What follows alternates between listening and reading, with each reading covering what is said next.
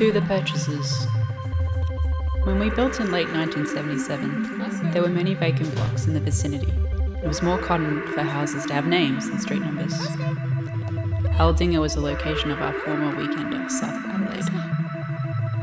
Garbage and recyclables collected early Monday mornings, leave out Sunday. Plastic container for recyclables in tool shed.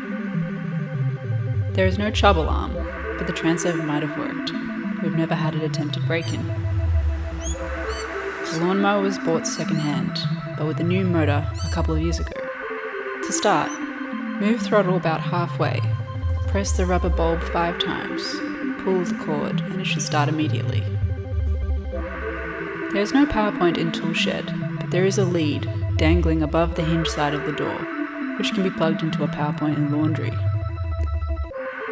Key for outside tap is hanging on nail inside door frame.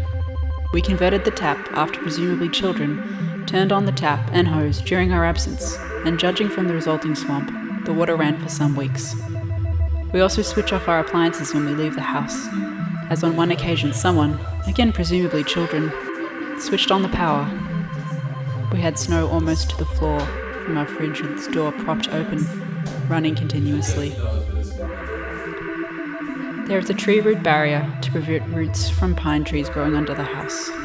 A submerged concrete wall about 6 feet running parallel to west side of house, and then returns at each end for about 12 inches. The barrier is about 6 inches from the house, and the top is just below the surface. In recent years, I have paid a gardening contractor, Will Alexander, to clear the guttering of pine needles every 2 months or so, on an automatic basis, and to bill to my home address. His charge has always been between $22 and $25. He is also taking garden refuse to the tip for me, on an ad hoc basis. However, he has given up the business, as from 30th of April. But I have contacted D&N McLean, who will be prepared to continue the service if you desire. See attached letter. We have disconnected the clothesline from the link to the back corner of the balcony, because we have had ants accessing the house via the line. We have only used the line when staying for an extended period. There is a spare house key buried in a plastic pill bottle just below the surface, in front of a small peg alongside the trunk of a leafless pine tree. Handy in case you are without a key and inadvertently slam the front door. The 2 halves of the table tennis table were, at one time, joined by hinges, but now by small bolts, washers, and wing nuts. The advantage of the 2 balconies is that you can enjoy or avoid the sun, but if a breeze is blowing from north or south, it can be unpleasant on both balconies. The 2 sheets of particle board adjacent to the front door, when hinged together, were intended to provide a wind buffer, but hasn't been entirely satisfactory. The location of the scenes in the paintings are: large painting with seagulls and Volok, beach scene with windswept tree in foreground, Treachery Head south of Forster, North Coast, New South Wales. Tidal Creek and beach scene, Molloway, near Wollongonga, New South Wales.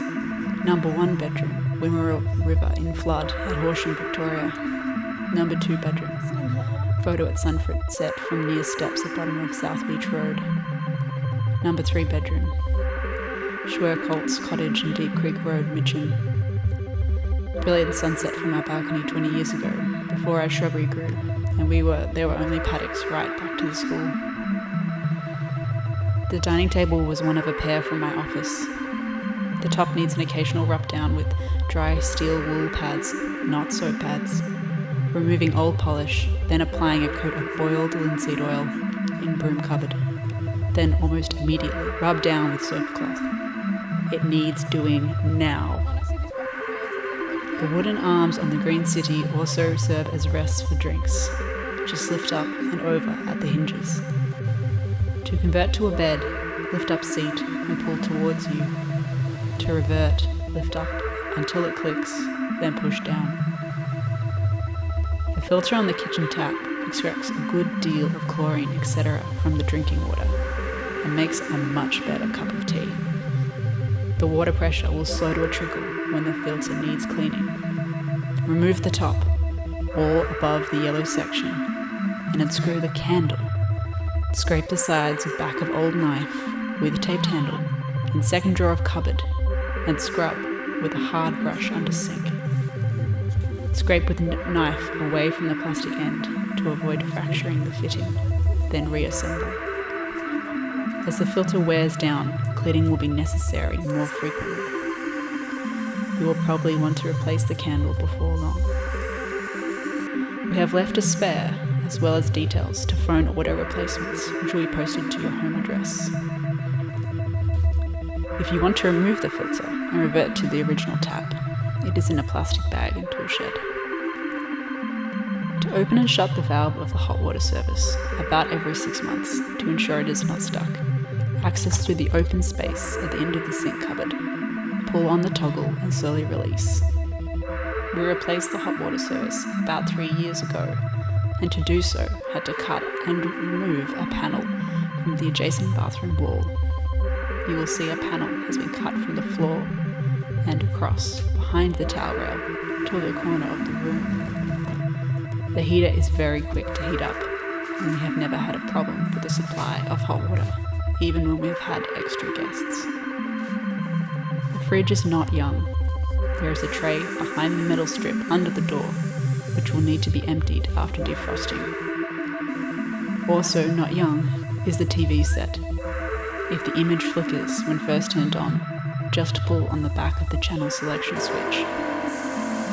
If there is some vibration in the sound, it is probably because all 4 legs are not firmly on the floor, so move the set a little, or place a wad of paper under one leg.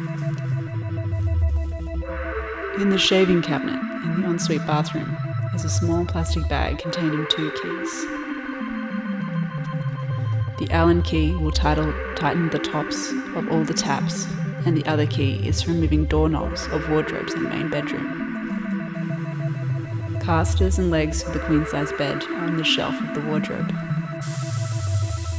We have never used them, as we presumed it would damage the soft pine flooring. In number 2 bedroom, there's a small door high up on the wall. When we planned the house, we imagined we could use the space above the bathroom ceiling for extra storage. In our thinking, we underestimated the height would be above floor level and the size of the door, and we overestimated the amount of available space. We have never used it. I hope you will enjoy this house, as we have for the past 21 years.